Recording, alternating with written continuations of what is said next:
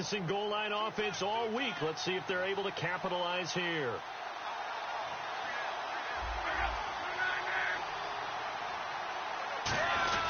They'll try and push it in with Gore. And he's into the end zone. Touchdown, Indianapolis. Frank Gore taking it in from 2 yards out. And the Colts are going to take a first-quarter lead. Well, we heard it, how heavily they stressed effective goal line offense this week in practice. Pays off there, they punch it in. Now not only have we heard it, we saw it. All that preparation, and what it means is going back and examining what's been going wrong before. How can you correct it? Maybe it's even changes of personnel, but it paid off in this situation.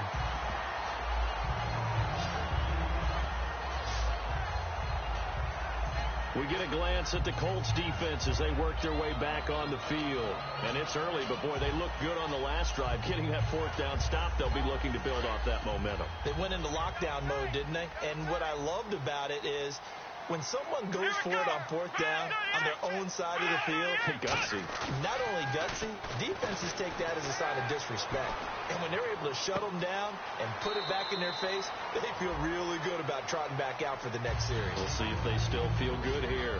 He may have had some off-season foot surgery, but that hasn't prevented Sammy Watkins from being Sammy Watkins, and that's special. And when we see him before the game running the route tree, looked like the same Sammy Watkins to me that we saw a year ago. Yeah, and I think he's going to just keep getting better and better. I love his explosiveness. And no escaping this time as he'll go down. They got him for a sack.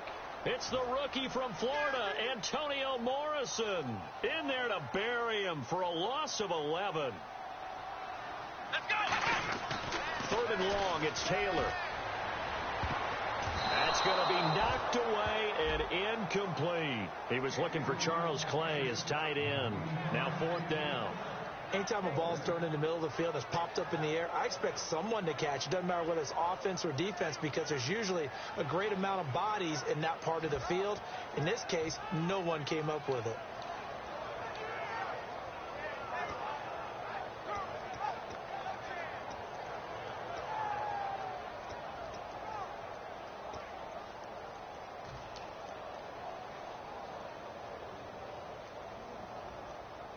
The play clock's running down, so 4th and 15.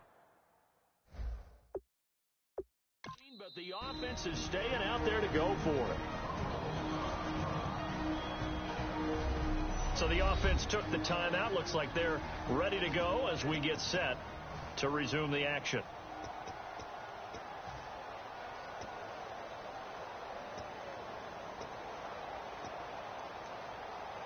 So they're going to come to the line here, and it appears try to go for it on fourth. They'll come out in the pistol. They'll indeed go for it. It's Taylor going deep for his tight end play. Into a double team, and it's intercepted. Picked off by Mike Adams.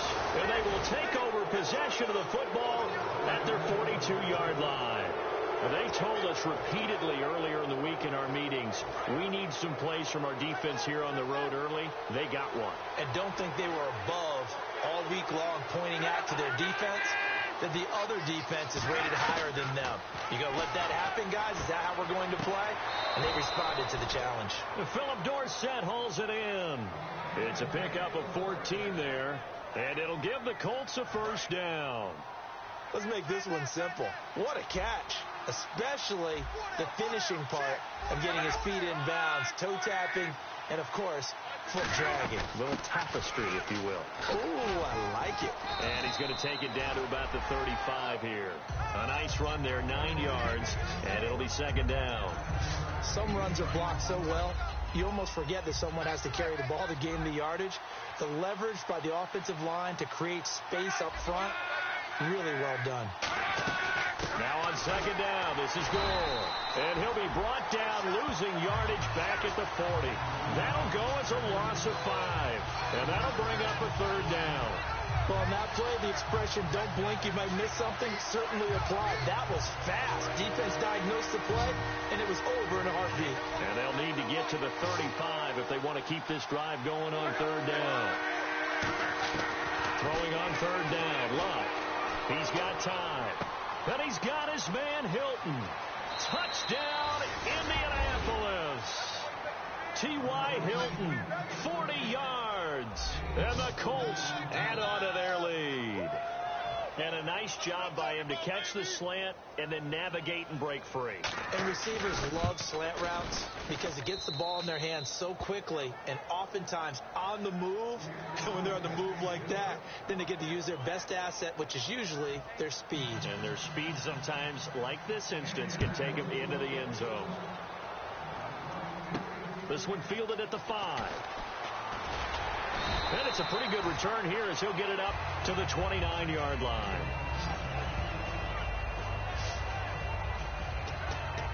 The Colts defense, they worked their way back onto the field. Now the interception for them the last time, and that turned into 6 points. You think during their break they reminded the offense that, hey, we helped you guys out a little bit, right? You know, they want to see if they can do it again for them. They're putting together an entire team game by how they're playing on defense. So the interception the last drive, what will happen here? 4 yards on the pickup, and that'll make it a 2nd down. Got to give credit where it's due. Really nice defense on that play. The pitch and catch was successful, but not any run after it. On 2nd down, here's Taylor. And his throw here's incomplete.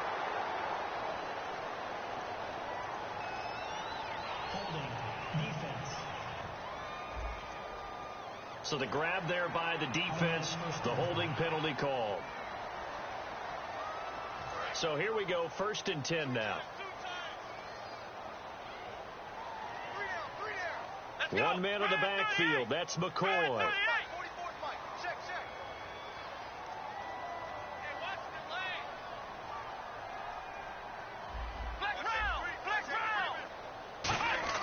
On 1st and 10, it's Taylor. And too much juice. It'll be out of bounds, incomplete. Robert Woods, the intended receiver that time. And it's 2nd down. We know it's not an easy job to go out and catch passes when people are trying to tackle you and knock the ball away.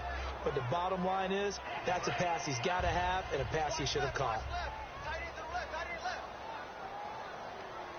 Let's go. 2nd and 10 now. It's Taylor. Trying to get it to Hartman, and it's intercepted. Picked off by Mike Adams.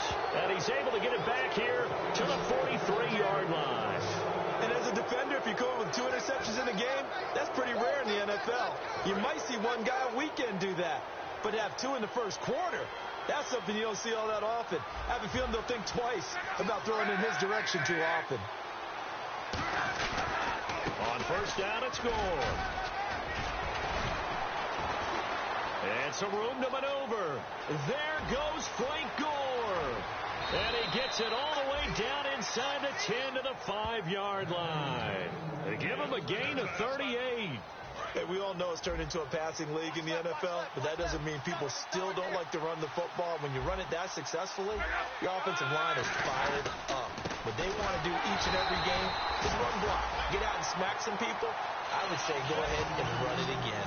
That's going to go as a loss of a yard, and it'll be 2nd down. What's often perceived as a weakness of a 3-4 defense is the defensive line and their ability to stop a run game. But if you have a massive nose tackle or a nose guard who can sit in the middle and eat up double teams, that allows other guys to get to the ball much quicker. That's caught at the 2. Only 3 yards on the catch. It's 3rd down. Great footwork there, Charles, to dot the I, stay in bounds, get both feet in. He's probably thinking, though, man, I made a catch like that close to the end zone. I should have scored. Yeah, there's always a regret when you're that close to the goal line. But let's go back to what you talked about before. Getting his feet down. Would you say dotting the I? Mm-hmm. I can cross the T as well. That was excellent footwork to get in bounds and make a great catch. 3rd and goal. Gore. And he takes it in for a Colts score. Frank Gore with his 2nd touchdown in this opening quarter. And the Colts are able to grow their lead. And they're able to up the lead by 1 more. Well, Brandon, if we go back to our meeting with the offensive coordinator, he showed us his script. Didn't show us everything now. He said, here's the script for the game. I think everything's going according to plan in a big way. 3 drives, 3 touchdowns. Yeah, that's about as good. That is as good as you can do, I guess. So, well done. Yeah, well done indeed. Tremendous execution. And now out come the Bills. And following the interception, just any interception, are you a little bit more cautious when you start that next drive, or no, you just throw that out the window? I think you are. I don't think that there's any way you can run back out there and go, totally didn't affect me. Let's just go ahead and be loose with the football again. You're going to take care of it, but you have to be careful about being too cautious because now you can't run any offense at all. Still want to attack. We'll see how they attack them here.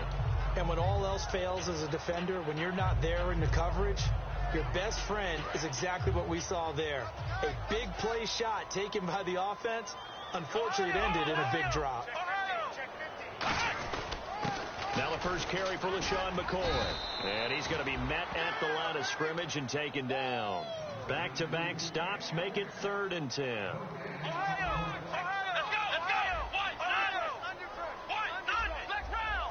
One man in the backfield. That's McCoy.